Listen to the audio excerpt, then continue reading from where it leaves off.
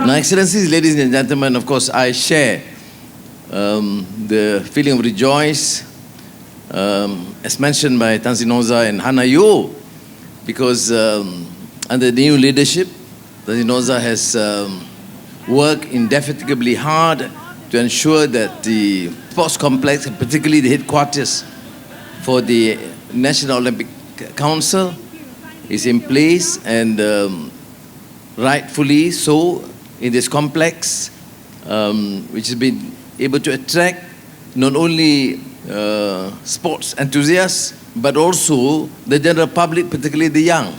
So I think it is naturally a progression, because once you place these more than 50 organizations in one roof, I think they must interact, they must give ideas, they must give suggestions and criticisms, so that the general sports performance can be further enhanced.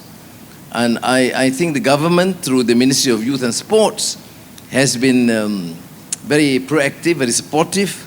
And you have a good minister who has been harassing me for more money, more funds. I understand, because when you work, and Noza, of course, precisely know this, and Hana Yo in her job, and of course people in the Perbadanan Stadium and Institute, and of course the ministry, you work with a passion, you believe in it. And I think what relevance has it got to do with this Malaysia Madani? Because we are talking about empowerment. Of course, we begin with the economic fundamentals, but we talk about the social and cultural empowerment. And one particularly important facet is certainly the need to ensure that the masses, the general masses, not only the small elite, are involved in every sport known in the country, and new avenues where we can continue to expand, promote, and encourage, particularly the young. You see, I am quite excited with this project and with these sports activities, because I am clearly in no position to encourage or to suggest any other facet of activity that can really get Malaysians of racial creed and together with the spirit of just wanting to succeed as one. And we have seen that even in those difficult days. Remember, we had some unfortunate period in our history where there was certain feeling of antagonism between races. But when it comes to sports, or football or badminton, those days, I mean, everybody's gathered together those days and wanting our team to win. It doesn't matter whether it's a Malay or Chinese or Daya or Indian.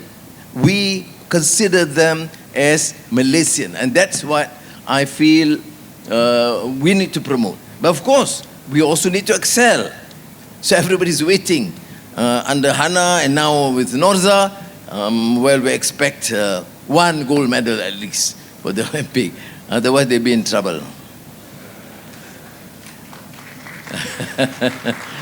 But as I always tell my grandchildren, because sometimes in chess or in football, which they are involved in, they get very upset when they lose. I told them that's not the spirit. The spirit, of course, to win. But the sportsmanship, the term sportsmanship is such a value-laden term. You try your best, you try and excel, but you accept it in a sportsmanship fashion. There's no language in politics about sportsmanship. Politics is where you kill one another. I mean, not literally, hopefully, but only in sports, not in culture, not in the arts, you see, or not in the economic rivalry. But in sports, there's this term called sportsmanship, which essentially means you must work, you must try and excel and win, but you accept the fact that the best man or woman or team win, and in that sportsmanship spirit.